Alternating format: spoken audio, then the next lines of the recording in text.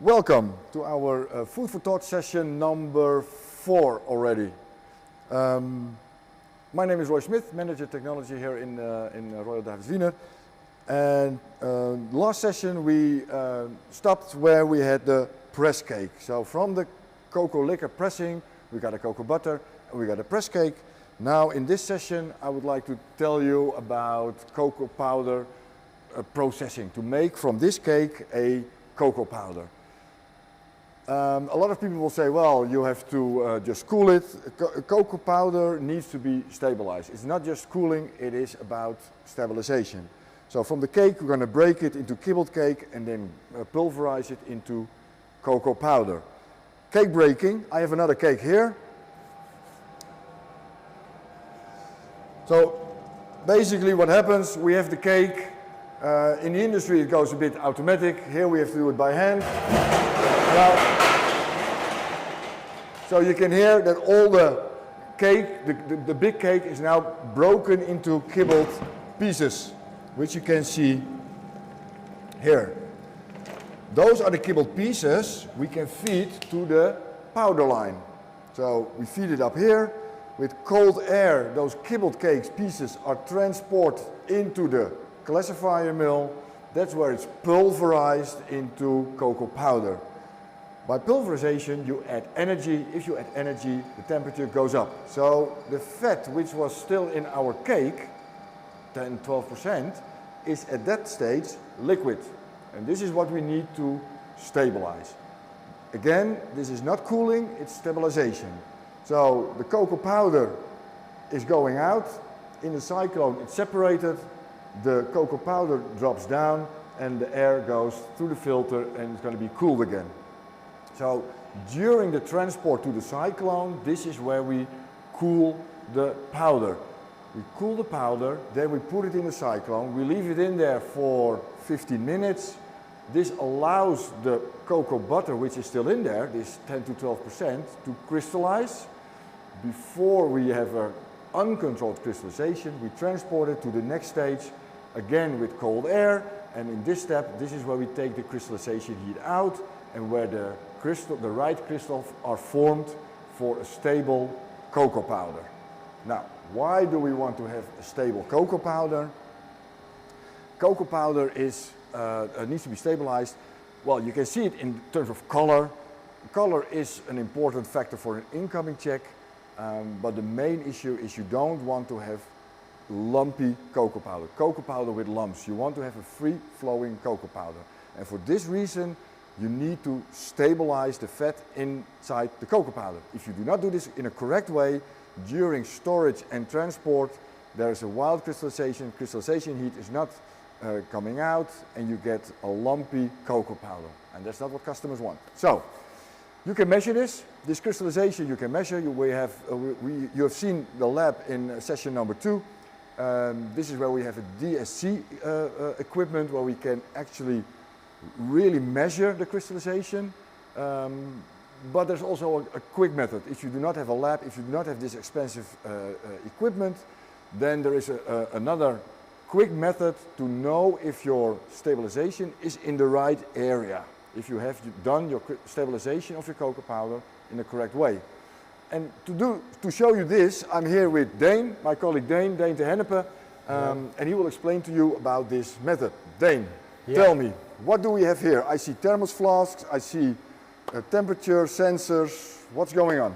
So these thermos flasks are filled with cocoa powder. Okay. And like you explained, when you have recrystallization, heat is released. Yeah. And this heat we can measure. Okay. With this method, we put in cocoa powder and we measure the temperature increase over time. Okay. We have a stable cocoa powder if the temperature increase over 1 hour is not more than 2 degrees Celsius. Okay. Because then all the crystallization heat has taken out in the powder line. Okay. And we don't observe it in the thermos flask. Okay, so you want to, and that's why you use a thermos flask, of course. Because then all the heat which is released is converted into temperature increase. Temperature, it's not going to the outside. Yes. That sounds really a smart way of doing it. How do you come to this 2 degrees Celsius? So before we measured with DSC, we've done a lot of studies about the crystallization of the cocoa powder. Okay. And based on those measurements and with experience, we've determined that a 2 degrees temperature increase will result in a stable powder. Okay. So, well, it's impossible to turn on the whole powder line because it's really noisy and dusty. But you did some trials before, and that this is the powder in there is now being measured as Correct. we speak. Yeah. So we have the powder here of different steps during the stabilization process. Okay. And I've wrote down here the temperatures, and temperatures increase. Okay. Looks good so far. So we have indeed here we have the after the first stabilization step, where you see a temperature increase. Also, the temperature of the powder is quite warm. Yeah. Then after the second stabilization step, the temperature is also increasing. Okay. And we have a little bit lower temperature. Okay. And after the third stabilization step, we have a low cocoa powder temperature, and also the temperature increase is low, which is indicating we have a stabilized cocoa powder. Okay, so that's an easy way. Can you show me how it works? Yes, of course. So we have a thermos flask, we have cocoa powder. We fill it up. So it's important that this cocoa powder comes straight from the line, that you do not put it up there and leave it for half a day and then do this test. The trick of this test is that right after the grinding, you need to fill it up in the thermos flask. We put in the temperature probe. Close it up. Close it properly. Okay. Start the timer. Okay. Start the timer, and then we write down the temperature. Okay, yeah.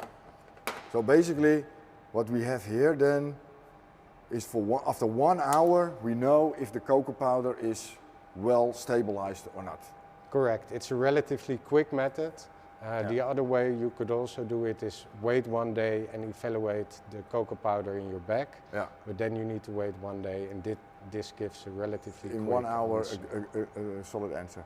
So what if it's not well stabilized? We know lumps. I see there cocoa powder with color difference. Is this the difference you see normally? Yeah. Or?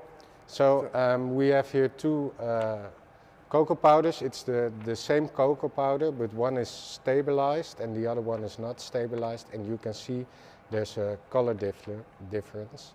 And even better. Even better when and this is what I saw my colleague Dani do as well with the coffee. They do it the same. So the color difference really shows if you flatten it out a little bit. I like this.